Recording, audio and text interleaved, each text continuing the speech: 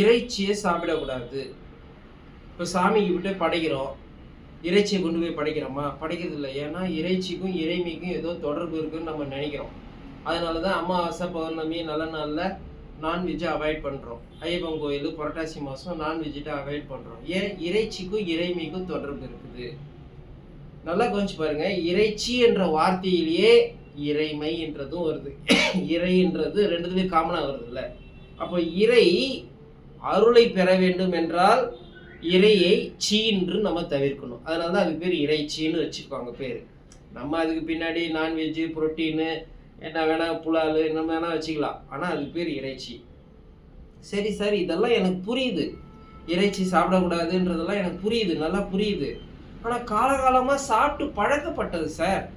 ஒரு ஆம்லெட் இல்லாமல் சாப்பிட முடியல, ஒரு மீன் குழம்பு இல்லாமல் சாப்பிட முடியல, ஒரு சிக்கன் ஃப்ரை இல்லாமல் சாப்பிட முடியல அப்படின்னு வருது. ஒரு பிரியாணி இல்லாமல் ஒரு விருந்து இல்லை அப்படின்னு வருது. நான் என்ன சார் பண்ணுறது? அறிவுக்கு புரிஞ்ச விஷயம் உணர்வுக்கு புரியல அப்படின்னா வள்ளுவர்கிட்ட போய் கேட்குறோம், சார் நீங்கள் தான் எல்லாத்துக்கும் பதில் சொல்கிறீங்கல்ல, அறிவுக்கு புரிஞ்ச விஷயத்த உணர்வுக்கு புரிகிற மாதிரி எங்களுக்கு புரிய வைங்களேன் அப்படின்னு கேட்டால், ஃபஸ்ட்டு அறிவால் நீங்கள் முடிவு பண்ணுங்க.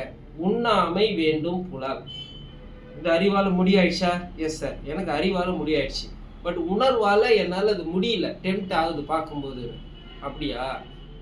வள்ளுவர் சொல்கிறாரு, உண்ணாமை வேண்டும் புலால், பிரிது ஒன்றன் புண் அது உணர்வார் பெரின். நீ இறைச்சியை பார்க்கும் போதெல்லாம் அது புண்ணுன்னு நினைச்சிங்க. இப்போ நம்ம உடம்புல சரி சரங்க புண்ணுதுன்னா அதை அடடா புண்ணுன்னு புட்டு சாப்பிடுவோமா? நம்ம சாப்பிட மாட்டோம்ல. அப்போதே மாரி தான் அது புண்ணு. புண்ணுக்கு புண்ணுன்னே மீனிங் எடுத்துக்கலாம். இன்னும் தமிழ் அறிஞர்கிட்ட போனீங்கன்னா புண் என்பது இறந்த உடலின் ஒரு பகுதின்னு கூட சொல்கிறாங்க. உடலின் ஒரு பகுதி. உடலின் ஒரு பகுதி எப்படி எனக்கு உணவாகும்? அதுதான் புண்ணுன்னு வார்த்தை வச்சுட்டாங்க. நம்ம புண்ணுன்னு நீங்கள் உணர்ந்துட்டீங்கன்னா ஒவ்வொரு தடவை சிக்கன் ஆம்லேட் சாப்பிடும்போதோ, இல்லை ஃப்ரைட் ரைஸில் சிக்கனை போட்டு சாப்பிடும்போது, இல்லை ஆட்டு தலையை போட்டு வறுத்து ஆட்டைக்கறி குழம்புலாம் சாப்பிடும்போது புண்ணு சாப்பிட்றேன்னு நீங்கள் நினச்சிட்டிங்கன்னா போதும், உணர்வாலேயே உங்களுக்கு இறைச்சியை மறுத்துடலாம்.